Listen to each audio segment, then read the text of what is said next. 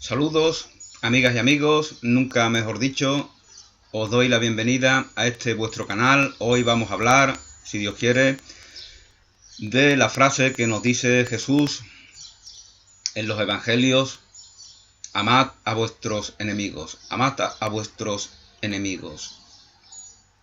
Bueno, pues nos dice, vamos a ir directamente al tema, nos dice Jesús en el evangelio de Mateo, capítulo 5, versículo 38, habéis oído que se dijo ojo por ojo y diente por diente. Habéis oído que se dijo ojo por ojo y diente por diente. Bueno, el arraigamiento de esta idea en ese pueblo judío era tan profundo que hoy en día seguimos con esa frase. Hoy en día vemos que la gente ociosa que se dedica a ver todas las noticias horribles está permanentemente clamando por ese ojo por ojo, diente por diente, porque esa es la justicia que entiende. Entonces, personas que se etiquetan de cristianos están permanentemente clamando por venganza. Ya lo hemos dicho en muchas ocasiones, la justicia humana es venganza, consiste en la venganza. Por eso las personas quieren que sufran aquellos que han cometido algún tipo de delito, les desean mal. De esa manera demuestra que inconscientemente se reconocen de la misma forma en la que reconocen a aquellos a los cuales atacan, a aquellos a los cuales les desean mal. Entonces esto de amar a vuestros enemigos tiene una trascendencia, tiene una... Es una invitación determinante a transformar nuestras vidas y consecuentemente a transformar la sociedad en la cual participamos. Diente por diente, como os comentaba, fue arraigado hasta tal punto que las palabras de Jesús eran revolucionarias, y que fue arraigado hasta tal punto que, como os comentaba, hoy en día sigue teniendo ascendente sobre muchas personas. Habéis oído que se dijo ojo por ojo y diente por diente. Pues yo os digo, no os resistáis al mal. Antes bien, al que te abofee en la mejilla derecha, ofrécele también la otra. Aquel que te abofetee en la mejilla derecha, ofrécele también la otra. Esto está en relación con lo que antes se nos está diciendo, con el ojo por ojo, diente por diente. Ojo por ojo, diente por diente. La mejilla está donde está el ojo. Por eso Jesús, que domina bien el lenguaje, utiliza ese símbolo, alude a la mejilla.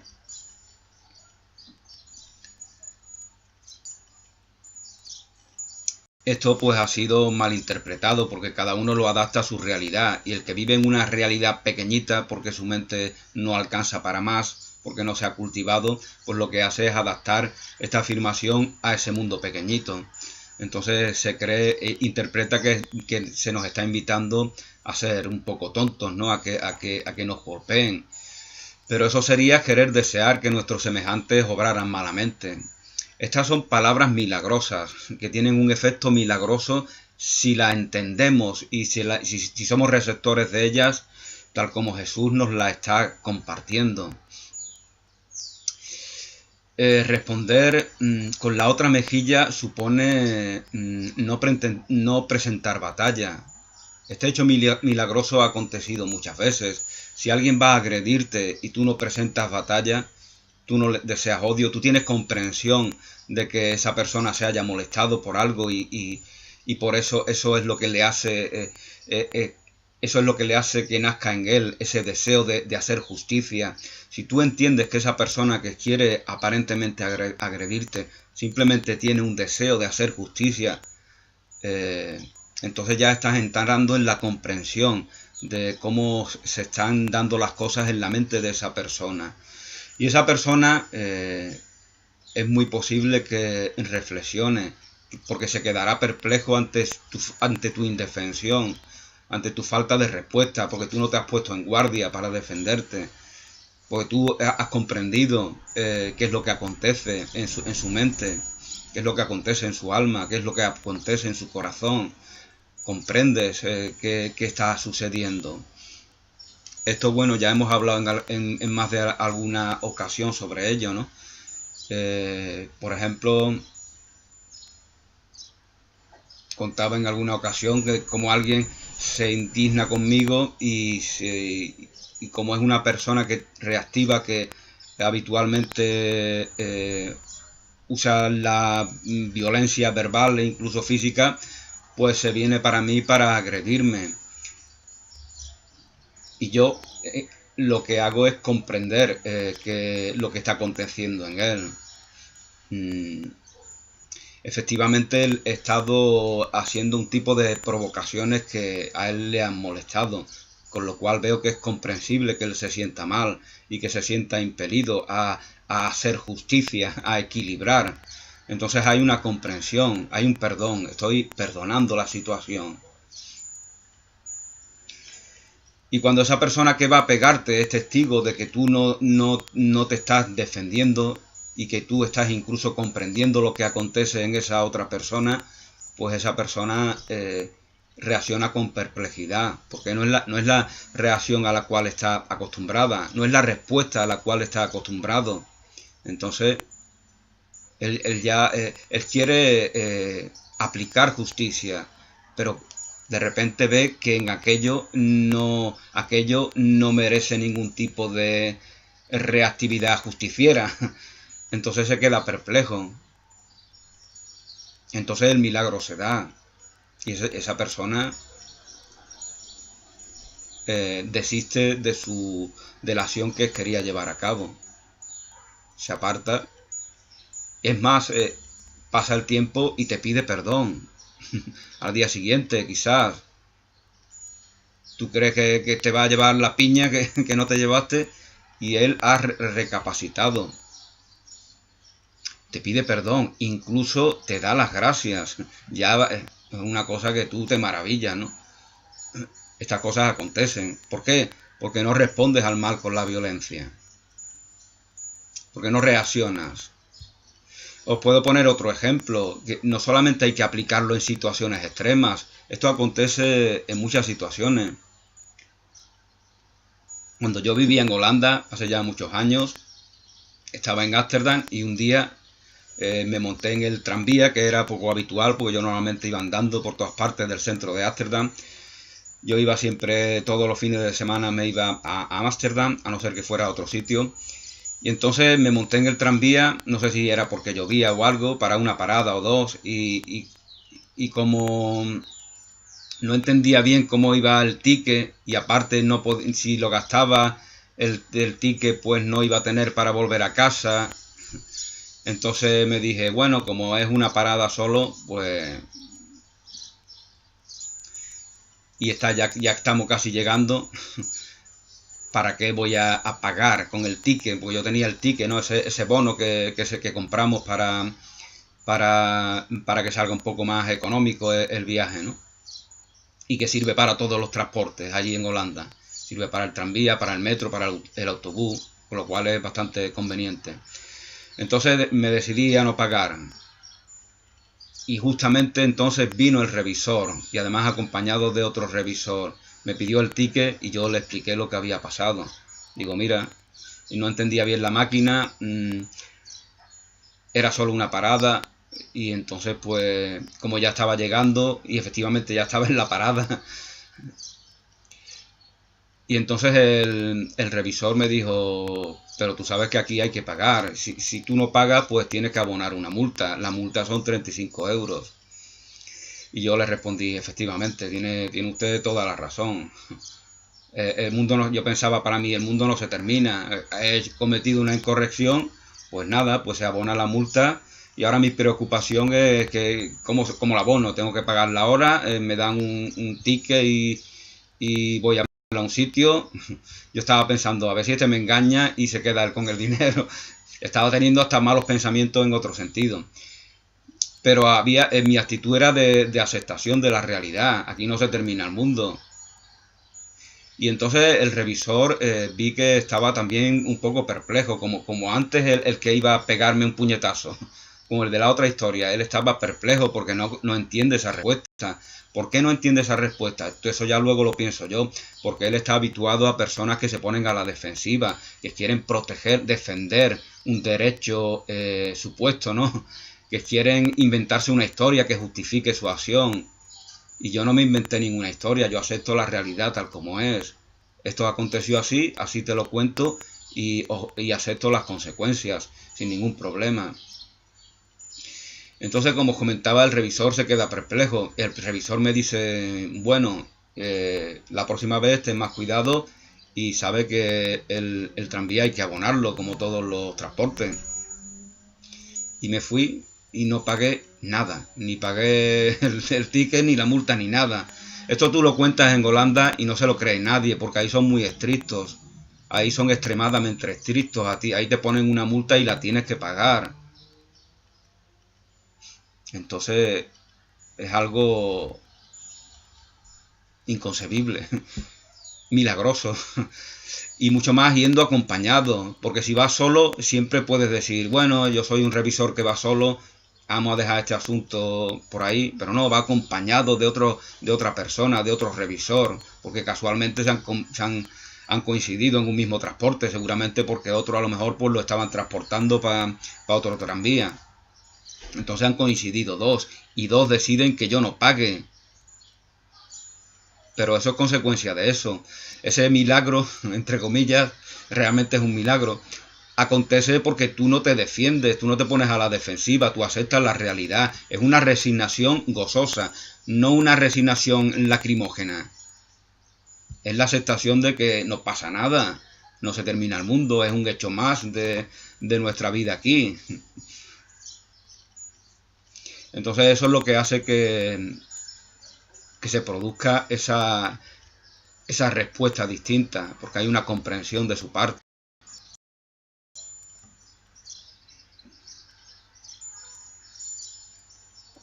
Entonces estos son los beneficios de no responder a un mal o al mal con la violencia. En ese momento que te pongan una multa, pues es un mal, ¿no? No es que el revisor sea malo, pero obviamente supone la pérdida de un dinero, ¿no? Pero eso tampoco, como antes os comentaba, no tiene ninguna importancia. Entonces, cuando tienes desapego, pues no te resulta difícil en absoluto restarle importancia a todas las situaciones que se dan en la vida, sean aparentemente buenas o sean aparentemente malas. Esto como Jonathan Edwards cuando bate el récord del mundo. Es lo más grande que le puede acontecer en su carrera deportiva. ¿Y qué hace Jonathan Edwards, el triple saltador británico? Cuando bate el récord del mundo, se pone a dar salto, se pone a hacer ese show que normalmente se hace. No, se dirige al público y le pide que guarde silencio y que respete al compañero que tiene que saltar a continuación. Eso es lo que hace, porque él no tiene una reacción eufórica. Él está metido en el momento presente, y el momento presente te dice que un compañero tiene que saltar y además tiene opción a batirte, porque él también puede volver a batir el récord del mundo y superarte a ti. Por lo tanto, ahora lo que es pertinente es respeto y atención al compañero que va a efectuar su salto. Entonces esta es una muestra más de desapego, de estar en el momento presente, incluso cuando acabas de conseguir un récord mundial. Porque esa es una actitud equilibrada que siempre manifiestas. Entonces, ante cualquier acontecimiento respondes con la misma ecuanimidad, ¿no? Con el mismo equilibrio. No dramatizas, no ves un enemigo afuera. Sobre esto es lo que vamos a hablar hoy. Los enemigos no existen. Jesús habla de enemigos porque nosotros creemos que hay enemigos. Tú no tienes enemigos. Enemigo significa enemigo, inamigo, aquel que no es amigo, aquel que no amas, aquel que no relacionas con el amor, aquel en el cual no ves amor. Y por lo tanto no tenemos enemigos cuando nuestra filosofía, nuestra verdad, nuestra incondicionalidad es el amor. No podemos tenerlos. Pero Jesús sabe que nosotros creemos que los tenemos. Por eso nos dice, ama a tus enemigos. Cuando los ames, tus enemigos ya no son tus enemigos. No los puedes etiquetar de enemigos. El Hijo de Dios no tiene enemigos. Si vive en una realidad plena de amor, y ese es su único motor, no concibe enemistad alguna. Bueno, habéis oído que se dijo ojo por ojo y diente por diente. Pues yo os digo, no os resistáis al mal. Antes bien, al que te abofee en la mejilla derecha, ofrécele también la otra. Al que quiera pleitear contigo para quitarte la túnica, déjale también el manto. Y al que te obligue a andar una milla, vete con él 2. A quien te pida, da. Aquel que te pida, da. El desapego hace que esto se dé de manera natural. Aquel que te pida, da. No significa que un heroinómano te pida heroína y se la des, evidentemente. Estamos hablando de dar un bien, de compartir un bien, no de compartir lo que destruye, no de compartir lo que hace daño. Porque eso no es dar. A quien te pida, da, y al que desee que le prestes algo, no le vuelvas la espalda. Habéis oído que se dijo, amarás a tu prójimo y odiarás a tu enemigo. En algún lugar del Antiguo Testamento, pues parece que se da a entender esto. Amarás a tu prójimo y odiarás a tu enemigo. Pues yo os digo, amad a vuestros enemigos y rogad por los que os persiguen. Amad a vuestros enemigos y rogad por los que os persiguen. Para que seáis hijos de vuestro Padre Celestial, que hace salir el sol sobre justos e injustos, sobre malos y buenos. Porque si amáis a los que os aman, ¿qué recompensa vais a tener? Esto lo relaciono yo con estos grupos que se forman, ¿no? En la cual todo el mundo piensa de la misma manera, ¿no? Si te llevas bien con los que piensan como tú, si tú eres socialista y solamente hablas con socialistas y solamente tienes charlas, debates, pláticas con socialistas, pues evidentemente tú tienes miedo a exponerte a que te lleven la contraria. Y por eso se crean esos grupos, ¿no? En las redes sociales también los vemos, ¿no? En las cuales todos los que piensan de una manera se arrejuntan para mimarse sus egos los unos a los otros, ¿no? ¿Y eso qué mérito tiene? Eso es el deseo de seguir limitándote porque tienes miedo de que te contradiga. Digo socialista y puedo decir conservadores, comunistas, nacionalistas, lo que fuera.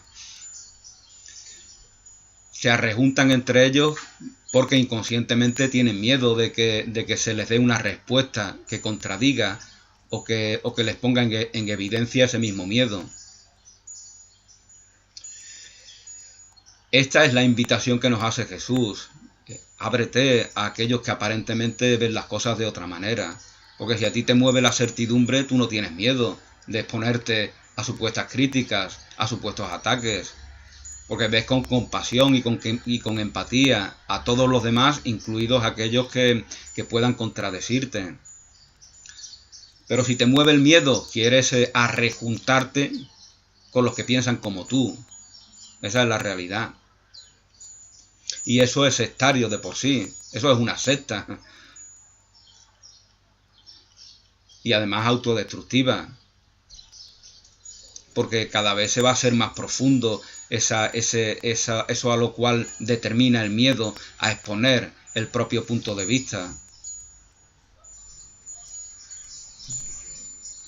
Pues yo os digo, amad a vuestros enemigos y rogad por los que os persiguen, para que seáis hijos de vuestro Padre Celestial, que hace salir su sol sobre malos y buenos, y llover sobre justos e injustos. Porque si amáis a los que os aman, ¿qué recompensas vais a tener? ¿No hacen eso mismo también los publicanos, los recaudadores de impuestos, los que se limitan a cumplir con lo que socialmente se les impone, y si causan un perjuicio no les importa en absoluto? Ellos también son generosos, amables, cordiales con aquellos que les benefician, que les interesa. Eso es el mercadeo social, ¿no? Entonces, si nosotros, si ellos a los cuales se está refiriendo Jesús, nosotros hacemos lo mismo, pues somos iguales que aquellos que mercadean. Amamos a los cuales nos interesa amar. Y eso no es amor de verdad, porque el amor es incondicional. Porque si amáis a los que os aman, ¿qué recompensa vais a tener? ¿No hacen eso mismo también los publicanos? Y si no saludáis más que a vuestros hermanos, y si no saludáis, la importancia del saludo. El saludo es algo místico, el saludo es algo trascendente, el saludo es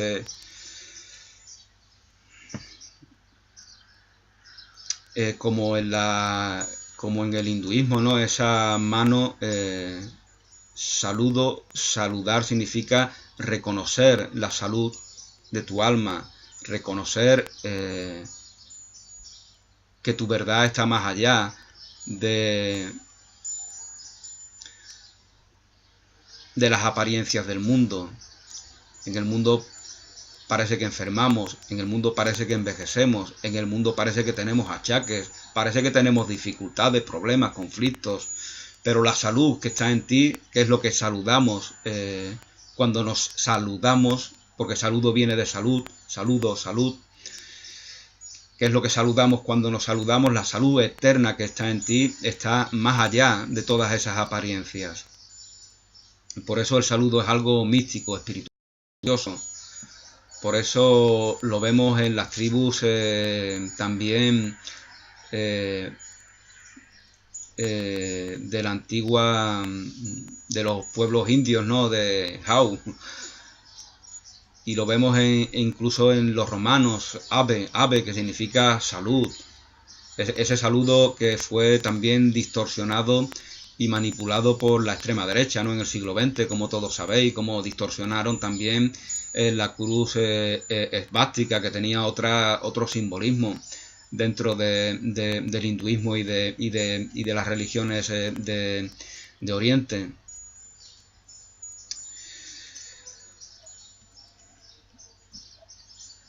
Y si no saludáis más que a vuestros hermanos, ¿qué hacéis de particular?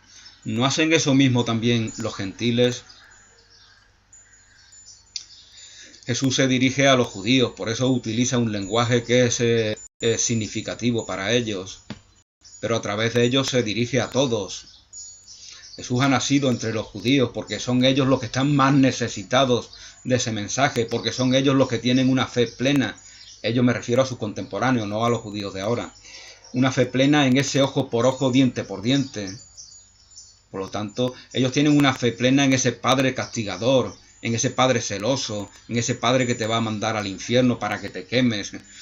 Entonces, ¿qué necesitan? Necesitan un Jesús de Nazaret, que le den un mensaje, que sea una respuesta a esa idea tan mundana de Dios y tan humana, demasiado humana de Dios.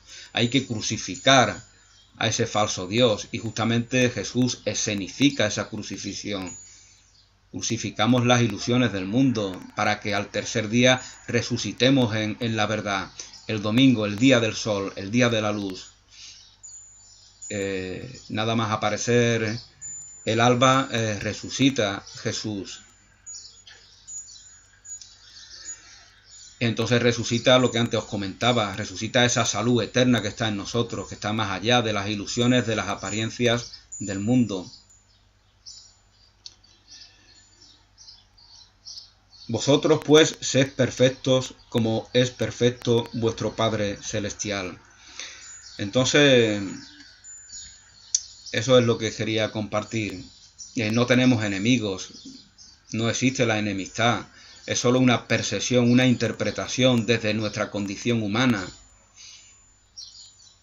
Aquel al que consideras tu enemigo lo estás relacionando con la falta de amor, porque enemigo significa inamado, inamante. Es aquel que no amas, aquel que no es amado. Amar y ser amado significan lo mismo, solo aparenta significar lo contrario para la percepción humana. Por eso que decían de Michael Jackson, no quiero ser amado, quiero que me amen. Eso tiene una trascendencia mucho más allá de lo que significa dicho desde una mentalidad de carencia. Quiero que me ames, porque yo no me amo a mí mismo. Esa es la mentalidad de carencia. Pero si yo te digo, quiero que me ames, porque quiero que reconozcas en ti que eres amor y que esa es tu única realidad, no necesariamente te estoy hablando desde una mentalidad de carencia. Amar y ser amado significan lo mismo, porque cuando el amor es tu realidad, ya no ves límites, diferenciaciones, fronteras. Entonces, a lo que venía a referirme es que Jesús usa la palabra enemigo, no sé lógicamente qué palabra usa en su lengua, pero la que traducimos al español, al castellano, es enemigo. Cuando Jesús utiliza esa palabra es porque esa palabra es significativa para nosotros, porque creemos que tenemos enemigos. Cuando amamos a nuestros enemigos no son nuestros enemigos, porque amar a los que no amamos es imposible, y enemigo significa que no amamos a tales que etiquetamos como tales. Amad a vuestros enemigos. Y entonces sabréis que no tenéis enemigo alguno. Entonces ya os moverá ese amor, que no precisa de crear grupos segregantes, a los cuales antes me refería, que los condiciona, que los determina el propio miedo, a que descubran en ti tu falta de certidumbre, tu falta de aceptación. Bueno, pues creo que con esto más o menos lo he dicho todo. Gracias, feliz día, bendiciones, un abrazo y hasta una nueva oportunidad.